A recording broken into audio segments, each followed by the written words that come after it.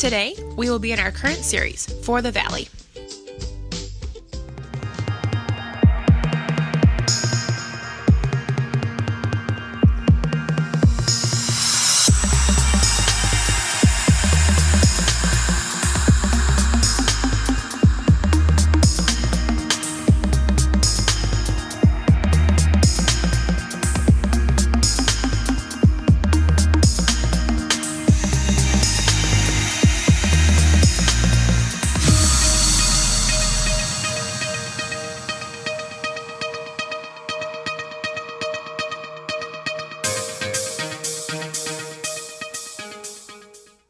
We're so glad you are here with us today. My name is Joe. I serve as one of the pastors here at Riverbend. If you're a first-time guest, we are so glad to have you here with us today. We'd love to get to know you and connect with you. And one of the easiest ways for us to do that is for you to fill out what's called a connection card. We have physical green connection cards here at the space, or you can go online to our website or use the Riverbend app.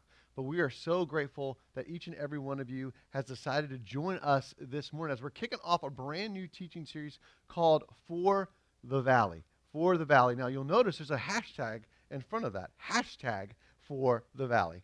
And that's intentionally there because what we want to do as we talk about being for this place and for the people of the valley, we want to involve you in this series. So we're going to do a little audience participation in this series. Not this morning, by the way, in case the introverts in the house are starting to get a little nervous. What are you going to ask us to do?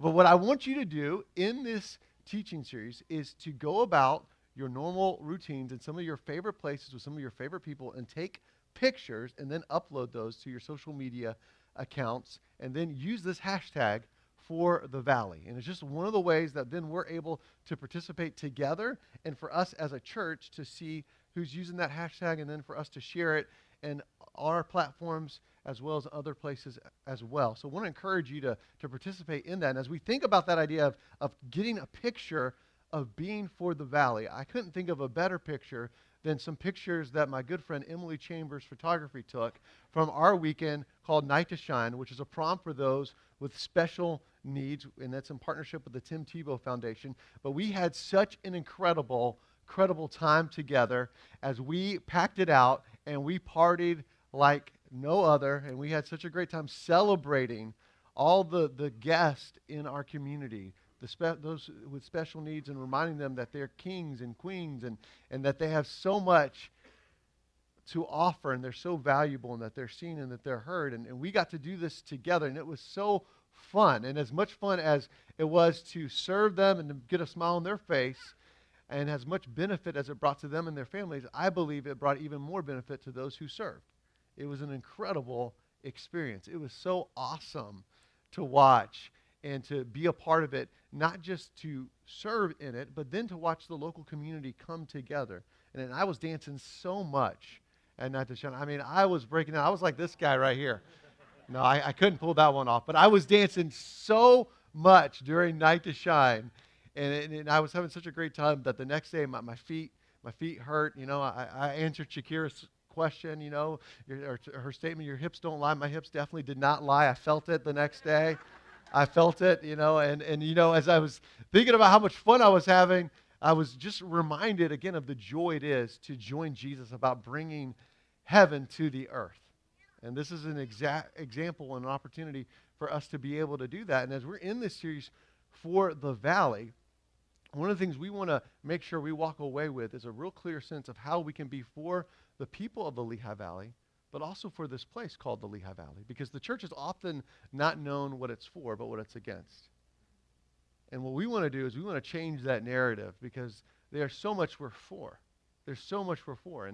And it's fitting that we would celebrate a weekend like Night to Shine and then kick off a series like this today because it helps us to tangibly see how we're doing that together as a community. But we also want to look at who this Jesus is and how he leads the way of showing us how we can be for not only people, but how he actually is for people himself, how he's for us, and how we get to join him in that. And so what I want us to do is I want us to hear from one of his disciples, Matthew. And Matthew was a tax collector, but he recorded some words about the life and the times of Jesus. If you have your Bibles, I'm going to invite you to open up with me to Matthew chapter 9. We're going to be starting in verse 35 through 38. And what we're going to do is we're going to read through these verses, and then I'm going to break them down as we go through them. But these verses are so important for us to understand, again, how we can be for the valley, how we can be for the people of the valley, and how we can be for this place called the Lehigh Valley. Listen to what it says here. Matthew chapter 9. It says, Jesus went through all the towns and villages, teaching in their synagogues, proclaiming the good news of the kingdom, and healing every disease and sickness. When he saw the crowds, he had compassion on them, because they were harassed and helpless, like sheep without a shepherd. Then he said to his disciples, "The harvest is plentiful, but the workers are few. Ask the Lord of the harvest, therefore, to send out workers into his harvest field." And so I want you to hear what it is that Jesus is saying. I want these words to sit on us for a moment. And I want us to then break this down, starting with the first verse here. It says, Jesus went through all the towns and villages, teaching in their synagogues, proclaiming the good news of the kingdom, and healing every disease and sickness. So as you think about Jesus, as you think about who he is, he was going through the towns and the villages, teaching in their synagogues. He was going to a people into a place, and he was proclaiming something. He was proclaiming, what does it say here? What was he proclaiming? Good news of what? Good news of the kingdom. Let's say that on three together. 1, 2, 3. Good news of the kingdom. He was proclaiming good news of the kingdom. He was proclaiming good news of the kingdom. And I don't want us to miss this, because these are things he was teaching and communicating, but these were also things he was demonstrating. He was telling people, hey, there is a God who loves you and has made you on purpose and for purpose, and he's inviting you, just as we were able to do over the weekend, he's inviting you to become the king and queen you were intended to be. As we got to crown these precious people as kings and queens, he says, hey, there is a way for you to join in to the family that you were always intended for, to join into God's royal family, to join in what it is he has done for you. He's made a way, and it's through what I'm going to ultimately do, through my life, death, burial, and resurrection. And as you put your trust in me, as you put your trust in who I am and what I've done, you have forgiveness of sins, which allows us to have a right relationship and a right standing with God based on what Jesus would do for us. But then you also get to join Jesus in bringing about his agenda to the earth, about bringing heaven to the earth, about seeing things made right, things restored, renewed. You get to join him in that. You get to join him in that activity. And it's beautiful to think about, because what Jesus does here is he shows us a proclamation. So he proclaims who he is and what he's come to do, but then he demonstrates in very practical ways as he serves people. He heals people of their diseases and sicknesses. And while we think about the idea of healing, I want you to know Jesus wants to bring healing to our own lives. And sometimes that's emotionally speaking. Sometimes there's some pain that we've been through. Sometimes he heals us physically speaking. And I love how Tony Evans' son said this about his mother, Tony's wife, Lois, who passed away recently. He said, my mom didn't get healed. She didn't experience healing. She passed away. And he said, as I was thinking about that, it really made me sad. Obviously so, it was his mom. But he said, as I was sitting with the Lord said to me, hey, I just want you to know, I did heal her.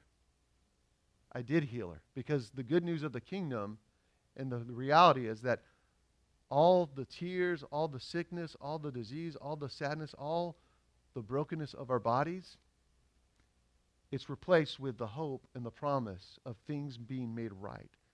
And so what he was simply saying is, my mom got a new body. Amen? She got a new body. That is the good news of the kingdom. That is his healing touch. That is what he's able to do.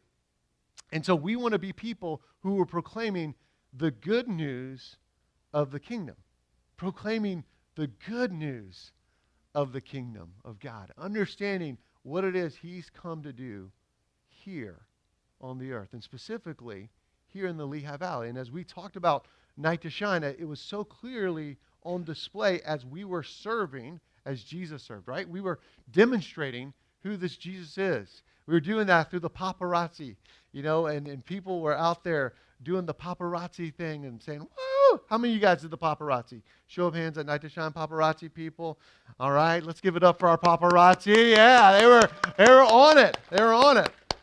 They did such a great job letting the guests know, hey, you are so valued, and you are so special, and you are so significant. And then there were people doing the check-in process and lining them up with buddies, and people doing floor arrangements, people taking care of the food, people out on the dance floor like myself, right? Like we were having so much fun. What were we doing? We were demonstrating who this Jesus is. But then we were also able to proclaim who this Jesus is. I had a chance to get on the mic, and my ability to get on the mic, the validity of my message, the good news of the kingdom was demonstrated with what we had done. And to hold that mic and to say, I want you to know you are made on purpose and for purpose, and that the God of the universe loves you, and he's provided a way for you to become the king and queen you're intended to become through what he has done for you. It's through faith and trust in Jesus. He put his crown aside to serve you so that you could become part of the royal family. This is the good news of the kingdom that we were able to demonstrate and proclaim. We are intended to be those types of people, to bring the good news of the kingdom wherever we go, wherever we work out at.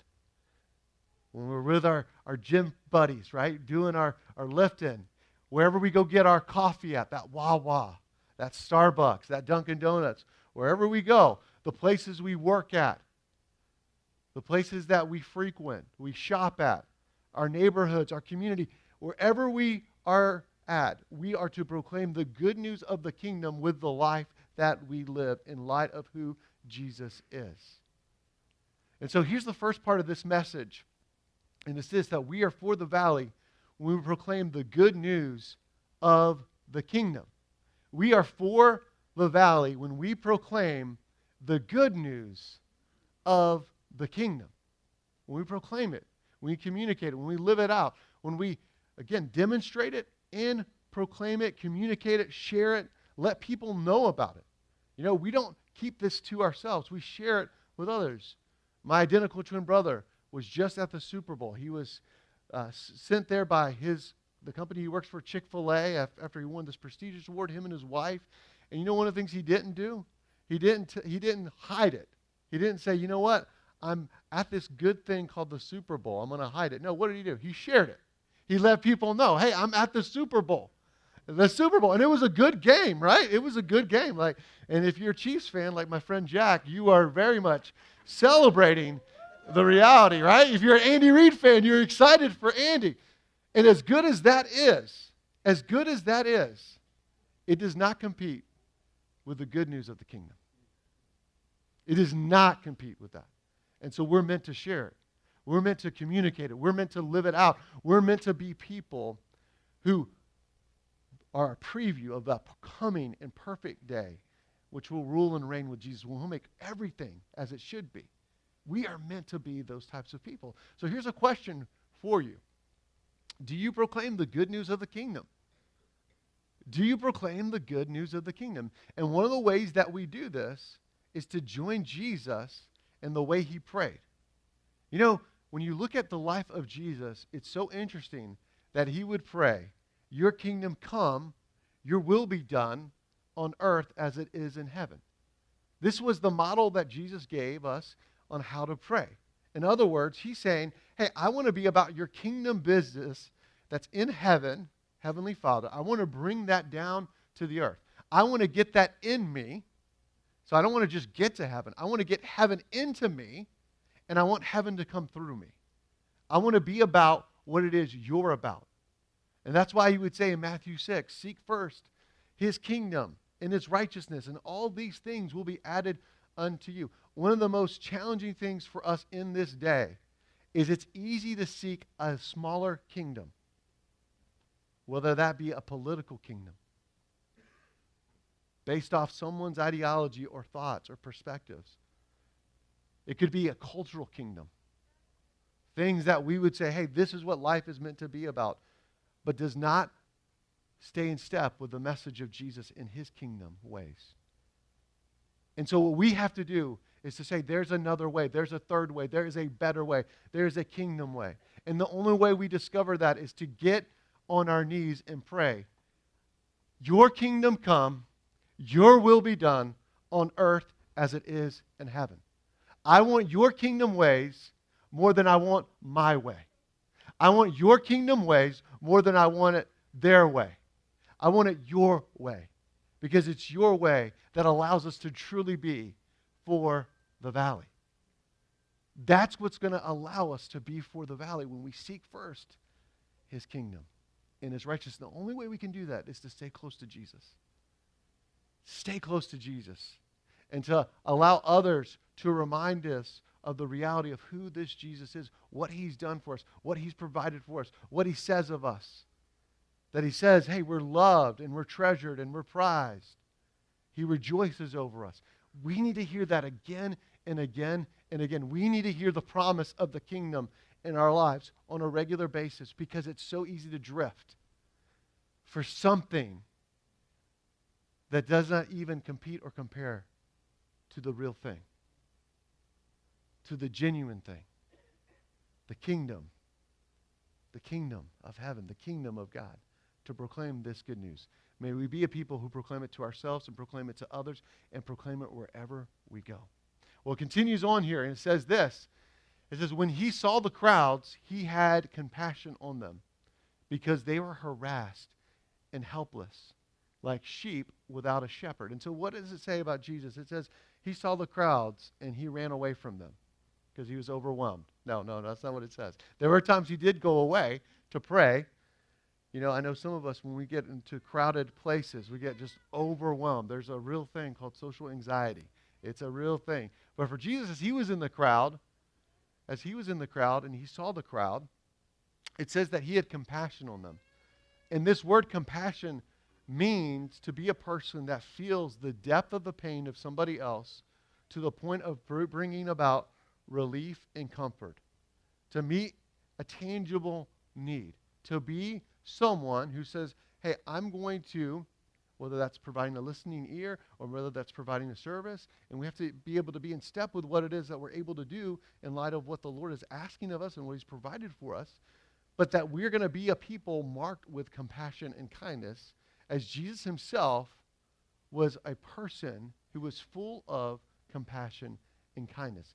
And it says he had compassion on the crowd because they were like sheep without a shepherd. They were helpless and they were harassed. And as you think about their life, and as you think about this time in which this is spoken and in the times of Jesus, for a lot of those people, they were experiencing being taken advantage of. There were people who were to lead, but were being passive in their leadership or being prideful in their leadership. They weren't being protective. And when you look at Jesus, Jesus says of himself in John 10, he says, I am the good shepherd. I don't run away from no wolf. He goes to the wolf. He fights for the wolf. He's like, I'm not like a hired hand. No. I'm going to lay my life down for the sheep. I'm going to provide. I'm going to make a way. I'm going to lead them to the life that they were intended to experience. See, when you're helpless and harassed and you're left in isolation, that's when you're most vulnerable. And Jesus says, hey, I see these people, and that's what's going on right now. Whether it was those who were in political authority and leadership, harassing and taking advantage of helpless people, or those who were in prominent religious positions doing the very same thing. They were leveraging their position to hold people down. They were being passive. They weren't being proactive in leading as a shepherd would lead. And a shepherd doesn't always take us to where we want to go, but he takes us where we need to go, right? So it's not like when you think about a shepherd and it's like, oh, Jesus is just holding these little sheep like this, you know. Sometimes when we think about Jesus like a shepherd, like, oh, he's just holding me like this. Sometimes he's lovingly using his shepherd's rod, right? And he's like, hey, you're going the wrong way. We got to go this way. Sometimes he's taking on the wolves, right? Right? He's doing his thing, right? But what's he doing? He's leading us. He's leading us because he deeply cares for us. So I want you to think about this. What is it that you're facing right now in your own life? Where is it that you say, you know what, I'm experiencing a lot of pain, difficulty, stress? I want you to know there's a one who sees you and knows what you're going through. And he cares deeply for you. And he's empathetic towards what it is you're facing and wants to walk alongside you. What is that for you? Was it the loss of a loved one? Is it something stressful in the home situation? Is it something at work? What is it? What is it that you're facing right now that you're like, man, no one seems to get it. No one seems to understand. I want you to know Jesus, he understands it and he gets it and he's very close and he's very near to what it is that you're facing and you're going through right now. And if we understand that, if we believe that, then we get to join Jesus in being compassionate towards those around us as well.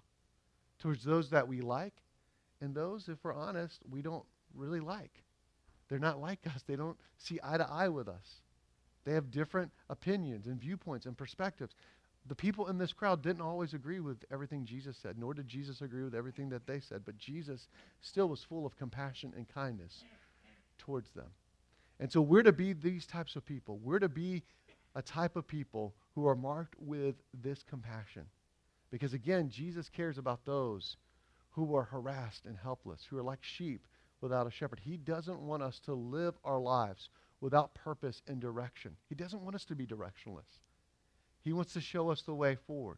He wants to direct our steps. He wants to walk alongside us. And he wants to do that for others as well. So as we think about this, here's a couple things for us to consider. Jesus has compassion towards the crowd. So he has compassion towards the crowd. It isn't just a narrow group of people that he cares about. He has kindness, care, compassion towards everybody. He's empathetic towards what it is people are facing and what it is that they're going through. The next part is this, that Jesus saw people and cared about their story. So when it says that they were helpless and harassed, it means that he understood their story. He understood where they had come from and where they were going. He understood what was going on. And you know what? He understands your story. He understands what's going on with you. He knows where you've been. He knows what you've seen and experienced. He understands the places in your life where you feel helpless and harassed. He understands. He has compassion towards you. When you feel like no one cares about your story, no one cares or knows what you've been through or gone through, he does. He does.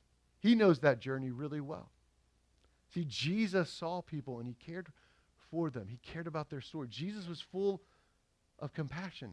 And it's easy to see he's full of compassion towards the crowd, but I want you to know that Jesus is full of compassion towards you. Turn to your neighbor and say, Jesus is full of compassion towards you. Jesus is full of compassion toward you. Towards you. He's full of compassion towards you. He is. He is. And some of us, we just need to believe that this morning. We need to like, you know what? I actually believe that. Not just intellectually know that. No, like he's actually compassionate towards what you're facing right now. Oh, no, it's not that big of a deal. You know, it doesn't compare to what somebody else is going through. You know, we all talk like that. Do you not think he can handle it? He can handle it all. Nothing's too small for him. Nothing's too small for him. And nothing's too big for him. Whatever it is, stop trying to do it on your own. Let him be who he is, and let him walk with you and work with you towards what it is you're facing. He's full of compassion towards you. He is. We just need to receive that this morning. We need to believe that. We need to walk and bask in that truth and that reality this morning. Which brings us to the next part of this. Do you have compassion towards the crowds around you? Do you have compassion towards the crowds around you? Do you have compassion towards that neighbor who, for whatever reason, has an issue going on, and every time they see you, they just make a comment or give you a look, or, man, it's just weird. You know, you're like, okay, like, what's going on here? They don't specifically come out and say what the issue is, but you just get a sense there's something weird going on. Have you ever thought there may be something deeper happening with this person? Have you ever thought that maybe, man, you know what? There's something going on in their life, in their story, and that doesn't mean you have to excuse what they're doing, but it helps us to have compassion and empathy because we all have days like that. You know, when you're driving on 22, and as you're driving on 22, there are people driving all kinds of ways on 22, right? And instead of telling them, hey, you're number one, if you know what I mean, you say, hey, you know what? I get it. I get what you're facing. I don't fully understand it, but I want to be compassionate because you know what? We're all kind of in a rush. We're all kind of in a hurry. Maybe it's that coworker or that boss. You're having a hard time seeing eye to eye. Instead of trying to assume the worst about this person, why don't you assume the best, and why don't you seek to understand what it is that they're seeing and where they're coming from? Again, do you have compassion toward the crowds around you? And then the next part is this. We are for the valley when we experience Jesus' compassion towards us and extend it to others. A lot of us, the reason why we have a hard time having compassion towards the crowds and extending it to others is because we are not receiving it. So I'm asking you to give something you don't have. And you can't give what you don't have. And that's why Jesus said, hey, you love your neighbor as you yourself would want to be loved. But some of us, we don't understand how he's for us and how much he loves us. And that we are somebody who has value, significance, and worth and purpose. And so when we try to give that to other people, when we haven't received it ourselves, what we end up doing is giving this spirit and this vibe of rejection, and that we're despising somebody else because we feel like we're rejected and we're despised and we're a mistake. We feel all these things and we walk in them. But again, we are for the valley when we experience Jesus' compassion towards us and extend it to others. Are you receiving his compassion on a regular basis? Do you understand how compassionate and kind and loving and caring he is for you? Every part of your story, the small things, the medium-sized things, the big things, the failures, the successes, the struggles, whatever it is going on in your life. And recently I got this powerful chance to see this really play out in my own life. I was at this men's conference, and they asked me to share on this panel with other pastors in the valley, and we were talking about racial unity and unity within the church, and it was a powerful time. But then they asked me to pray after we got done with the panel, to pray over everyone and all the men in the conference. And I got the mic, and as I started to pray over them, I really started to sense, as I was praying for them, the Lord was telling me and showing me, hey, you know what? There's a belief in you that says that you have to strive to earn something from me. That there is something in you that says, in light of the stuff that you've been through, that people in power and positions of authority in your life, many of them use their power and their position to hold you down and to be passive at times. So they were either prideful or passive, but not to lovingly lead you. And so at times what you can do is you can think there's something wrong with you, and that I think there's something wrong with you. This is my Heavenly Father saying this to me, that there's something wrong with you and that you're a mistake and that you've got to strive and that you've got to project it and you've got to put this image on. You've got to have it all together and you've got to keep trying to work towards this. And he's saying, I just want you to know that's not true. I want you to walk in the truth of what I say about you. You're my son. Just like Ray is my son. There's nothing he's going to do to make me love him more or less. He'll always be my son. I'll always take pride in him. I'll always rejoice over him. And for me, it was just so freeing because I was like, wow, like I didn't know I was really doing that, but I'm glad you showed me how I'm doing this in my own life. But if we don't believe he's compassionate towards us, we're going to project what it is we are believing. We're going to be those types of people. But again, we are for the valley when we experience Jesus' compassion towards us and extend it to others. Be a person who's receiving it again and again, and then extend it to others. Extend it to others. Well, it goes on to say this.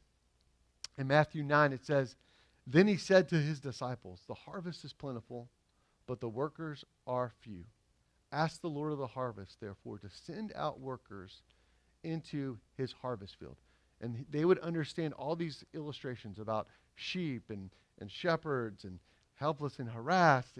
They would understand this idea of the harvest being plentiful, but the workers being few. They would get this. They would understand this in their culture. And they would be like, wow, that's crazy that the harvest is plentiful, but we don't have enough people to reap in and bring in the harvest. They would be like, that's crazy. This is how we make our money. This is how we make our living. And Jesus is using this in a spiritual terms. He's saying, hey, there are so many people around us who are searching, who are helpless and harassed, and who are living their life as if they didn't have a shepherd.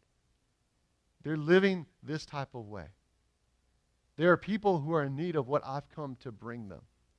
He says the harvest is plentiful, but the workers are few. There's not enough people to go out to those people. There's not enough people to go out to bring in this harvest. And here in the valley, we've got about 1 million people represented total. So the harvest is plentiful right here, right? And he says to pray. He says, ask the Lord of the harvest, therefore, to send out workers into his harvest field. And so throughout the last decade of our ministry here at Riverbend, I've often prayed this prayer. I say, God, the harvest is plentiful, but the workers are few. Will you bring out the workers? Will you raise them up? Will you raise them up? And you know what he's done for the last decade? He's honored that prayer. He's brought up the workers. He's brought up people to go out to the harvest field. And so I want to encourage you to be praying this prayer regularly. To pray as Jesus said to pray. To ask the Lord of the harvest, therefore, to send out the workers into the harvest field. And part of that prayer is to say, Lord, will you please bring out workers to go out to the harvest field that's right here in the Lehigh Valley, right here in my workspace, in my neighborhood, in my local Starbucks, wherever it is. Lord, will you bring out the workers to the harvest? And Lord, help me to see myself as one of those workers. Because I'm one of the workers that's meant to go out to the harvest field. It's not designated for just a select group of people. I'm one of those people that join you in going out to the harvest field that's right around us. And so as we think about that, I don't know about you, but when I think of 1 million people, that's like, wow, that's exciting. There's 1 million people. But then on the other hand, wow, that's 1 million people. That's a lot of people, right? It gets a little overwhelming. It gets a little overwhelming. So here's a couple things I want to say about this. First is this. When you get overwhelmed by the many, you miss the one. So when you get overwhelmed by the many, you miss the one. We could be like, man, it's not possible for me to get to 1 million people. And so what do? We resign. We're like, oh, it's too hard. I just can't. I can't do that. I get paralyzed. I get kind of caught up in what I'm not able to do. But what if instead of worrying about the million, what if you focused on the one? What if you focused on the one person that God has put in your path? I want you to think about it. Who is that one person? Who is that one person that God has put in your harvest field? Who's the one person that comes to mind, that is searching, who's seeking, who's not yet a follower of Jesus? Who's that one person that comes to mind? And you can give some thought to it, but instead of looking at the millions, let's look at the one. Who's that one person he's put in your path? He's put in your harvest field. Who is the one? I want you to think about that. And maybe you have more than one. That's great. But let's at least start with the one. Let's start with the one. And then I want us to see this, that we are for the valley when we do for one what we wish we could do for everyone. Man, I wish we could do what I'm talking about for 1 million people. But you know what? I can do it for one. I can do it for one. But instead of trying to get focused on what I wish, or instead of getting caught up on what I'm not able to do for everyone, let's focus on what you can do. Again, we are for the valley when we do for one what we wish we could do for everyone. When we intentionally share our lives with others, when we serve, and then we share who this Jesus is. We proclaim the reality of who this Christ is. See, we are for the valley when we do for one what we wish we could do for everyone. So as we continue on here, I want to just say this to you because I want to help us to practically think about this. There is a free 40-day devotional that's found on YouVersion, and it's called Who's Your One? Who's Your One? And I just want to invite you to download that. You can also find this in the Riverbend app as well. And it's just a 40-day devotional to help you to think about how you could be focused on the one. How you could be focused on the one. It helps you to be intentional in your thinking and scripture reading and prayer, to have that mindset shift and focus so that you would have eyes to see. So you'd have eyes to see because there are opportunities all around us, right? The harvest is plentiful, but the workers are few. And as great as Night to Shine was, and man, it was an incredible weekend. I don't want to minimize that. My older brother Jesse said, as great as that weekend is, I'm more excited about the weekends to come. And what is he saying? He's saying, hey, there's more harvest. There's more harvest to come. There's more to come. We're just getting started, in other words. God is still working. And if we would look at our lives in such a way as we did with that intentionality with Night to Shine, what would it do to change how we view the one that's right in front of us? Have that focus, have that perspective, have that intentionality. Again, I want to encourage you to check this out. 40-day devotional, Who's Your One? North American Mission Board. You can find it on YouVersion and wherever you download devotional apps or use devotional apps as well. You can find it there. Well, I want to give us this prayer to pray as we think about what we've said today. And I want us to read this out loud on 3. 1, 2, 3. Heavenly Father, send me out. Give me eyes to see the harvest in front of me and give me the boldness to speak. And so this is a prayer I want to invite us to be praying, that we would have, again, the focus and understanding that we're sent out. That we'd have eyes to see the harvest that's right in front of us, and that we would have the boldness to speak. I want to encourage you to make this your prayer, to be that type of person, to join Jesus in what he's doing. And so what I want to do is I want to invite you to respond in a couple of ways. And so as we think about what it is we've shared, how Jesus is for the valley. He's for the valley. And as we consider how he's for the valley, we talked about how he's for the valley and how he's one that deeply cares about us. And how he cares about us is he proclaims the good news of the kingdom, right? He proclaims the good news of the kingdom, what he's come to do here. He's full of compassion towards us and others. And then as we look at how we're also for the valley, we also see that we have to be for the one, because he's for the one. He's for us. He's for others. He left the 99 for the one, Jesus would say in Luke 15. He would pursue those who were called a prodigal people, who would run in rebellion from God and what he has for them.